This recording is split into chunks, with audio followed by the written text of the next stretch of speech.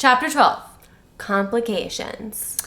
Why you gotta go and make things so complications? I see the way you're acting like it's somebody else gets me frustration. Biology this week. Mr. Banner had a crazy weekend and he's hungover. He's hungover. We're doing movie class. It's Lorenzo's oil. It's Lorenzo's oil.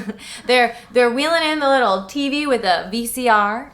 For you kids out there, the VCR is the little boxy thing that you put the plastic brick thingy into that has the moving pictures on it. Yeah, it's basically like a DVD player, but for plastic bricks. And a DVD player for all you kids out there is... I actually watched Lorenzo's Oil in my biology class. Did you now? Yes, I did. They cure kids' deadly disease with some rapeseed oil. Oh God. It's like essential oils, essentially. It is, essentially. Lorenzo said, eucalyptus, eucalyptus, holistic medicine. Yeah. They sit down, it's movie time. And then Mr. Banner turns the lights out. Lights out?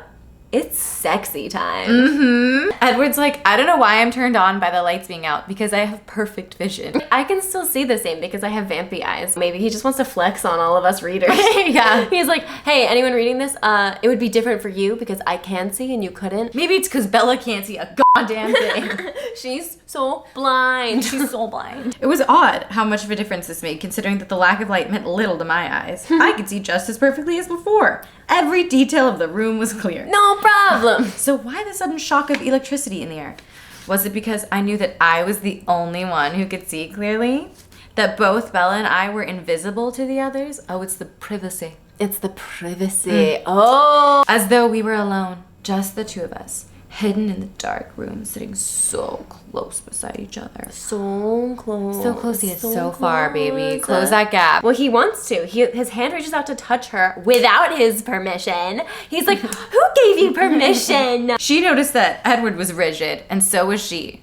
Hot. Her lips parted slightly, and her eyes seemed full of warm invitations. They're just staring at each other in the dark like, you guys, there's a worksheet that goes with the movie. Come on, there's focus. A worksheet. You're gonna miss like all the important details. Her eyes are full of warm invitations, and he's like, you know what I'm not gonna do? Accept any of her invitations. And then be like, what? Why doesn't she think I like her? You've like been to like a movie date with like a guy you have a crush on, and it's like, are we gonna hold hands? Like, are we gonna like? There is that electricity when you're like, for oh sure. Man, like, are we gonna freaking hold hands right now? The lights come on and they both exhale.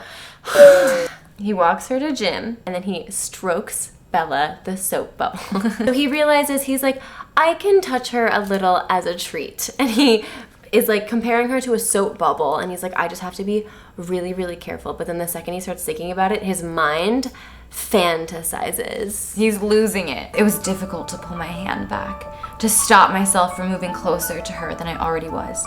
1,000 different possibilities ran through my mind in an instant. 1,000 different ways to touch her. The tip of my finger tracing the shape of her lips. My palm cupping her chin. Pulling the clip from her hair and letting it spill out across my hand. My arms winding around her waist, holding her against the length of my body.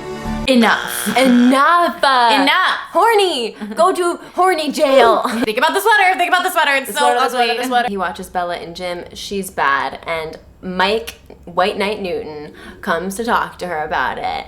And Mike is jealous, and Edward thinks about ending his life. Mike's life, not his own for once. And then it's like, okay, favor time. Favor time. We're gonna pay back Angela Weber for being chill. I'm sure she's gonna want some kind of toy or bauble. But he's like, oh, Angela doesn't want any toy or bauble. She wants a boy. And he's like, I'm gonna make it happen. Edward finds out that Angela likes Ben, and that's the bauble he's gonna give her. He's gonna give her a bauble, and it's just some balls for her to bauble on. It's a boy! A boy! Everyone's feeling the love. It's cuffing season! Angela has a crush on Ben, who is like 6 inches shorter than her, and apparently that's a deal breaker. Edward says, another tragic love story. Heartbreak is everywhere. While Bella is in gym, Edward and Emmett are once again in Spanish class. And sitting behind them is none other than Ben, the man who is 6 inches shorter than his maybe girlfriend, Angela Weber. Edward explains his plan to Emmett, but he explains it under his breath and at a speed that would have made the words incomprehensible to a human. When the green light starts to move on the way train, master, Shitting on the pants, got spit like a pastor. Raptor, bench, did like go like dash, faster, motorbike faster. He gotta get a bitch, pass to the rapture. White bitch, go back and blow like a wind. Perhaps your rooftop of the wind. When I win, no, when I win. The idea is he's gonna tell Emmett and be like, I'm gonna ask Angela out, knowing that Ben is going to be behind and like hear. It does work, but it shouldn't have. Yeah, he's like been eating lunch with Bella every day.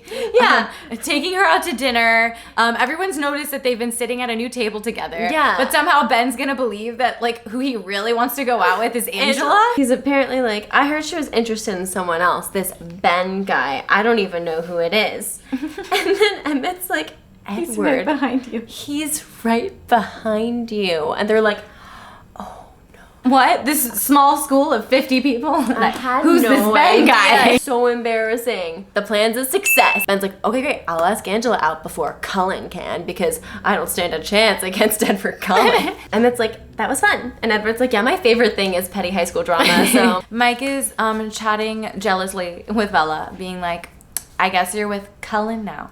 Bella's like, and what about it, Mike? That's none of your business. Mike's like, I don't like it. And Bella's like, you don't have to. True. T. And then Mike says, he looks at you like you're something to eat. Quite astute, Mike. Way to go, Mike. You nailed it. Wow. A giggle burst through her lips. Blah. And Edward's like, what is wrong with her? Meanwhile, Bella's like, he guessed correctly and it was funny. Like, that's hilarious. Did she have a morbid sense of humor? No, this is just kind of a normal sense of humor. Like, Mike literally guesses correctly that Edward does want to eat her, and she's like, what? She's like, no way! How'd you know? And I hope he eats me. out. Bella finds out that Edward was watching her in the gym with Mike, and she's like, wait, are you watching me always? And he's like, yeah. She gets mad because she's bad at gym and she's embarrassed, and he's like, oh man, if you think that's bad, wait until you find out I break into your house and watch you sleep every night. Spoiler, she don't care. And now it's more flirty banter in the car. She's mad at him because he watched her during gym, and he's like, okay, I guess I'll just make it up to you. And it's so flirty and it's so hot. He dazzles her on purpose to say sorry. Are you still angry? I asked her. Her frown relaxed. Definitely, she said. He sighs. He's like, oh well. Will you forgive me if I apologize? Stares deep into her eyes as I drove away from the school. Wondering, no need to look at the road. As I drove away from the school, wondering whether I was doing it right, I used my most persuasive tone. Then I'm very sorry I upset you. Her heartbeat thudded louder than before, and the rhythm was abruptly staccato. Her eyes were huge. She looked stunned.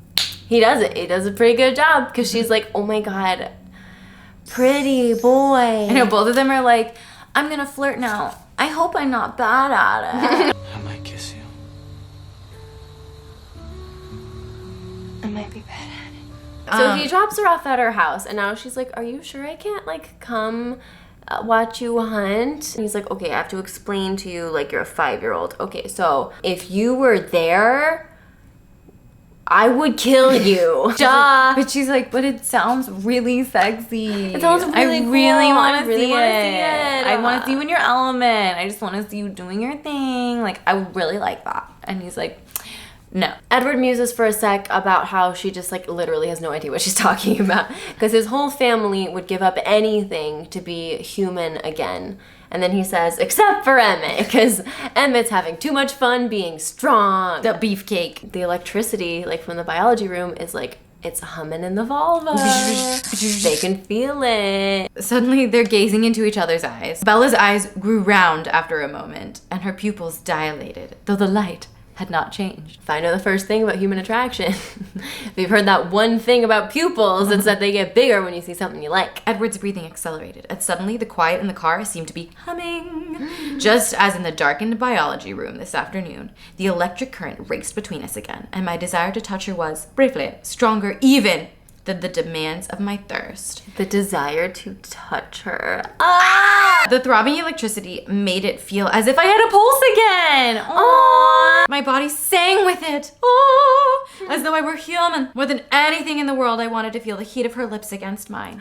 For 1 second, I struggled desperately to find the strength, the control to be able to put my mouth so close to her skin. She sucked in a ragged breath And only then did I realize that when I had started breathing faster, she had stopped breathing altogether. Bella, get it together. So Bella's like, are we gonna have our first kiss? And then Edward's like, Bella, I think you should go inside now. I like him more than he likes me. Oh, why? Why would she think that? She obeys immediately and does what he says without another word. But when does she ever do what I tell her? Never. He's like, okay, I'm gonna go now. Bye. See you tomorrow. I love you. Bye. I'll see you tonight when you're sleeping, but you don't know that. But like, you'll see me tomorrow. Bye, secret girlfriend. Secret girlfriend. Then he goes home because he's got to come clean to his family about the fact that Bella knows. Rosalie is so mad that Bella knows, and she's about to go off, and Edward is like, actually, I didn't even tell her. The treaty was broken. It was Jacob Black, but we're not going to do anything about the broken treaty because the treaty, it was for the comfort of the Quileutes, not for us. Like, we're chill, we're good. Carlisle's like, no, an innocent child. He broke the treaty, but he knew not what he doth do. It's aight. Carlisle's like, what rotten luck. Bad luck. Oh, well. And then Edward's like, yeah, so she knows and she's kind of cool with it. And Rosalie is like, okay, well then I'm going to go up your car about it. And Edward's like, fine. Go, do it. We have so much money. I don't really care. And she's like, You've changed, Edward. And he's like, I know. Love has changed me. Yeah, who cares about a car when you've got a sexy, tea-eyed lady. Sexy, secret girlfriend. Secret T.I.'s girlfriend. Yeah. Yeah. That's and it. that's the end of chapter 12. Complications.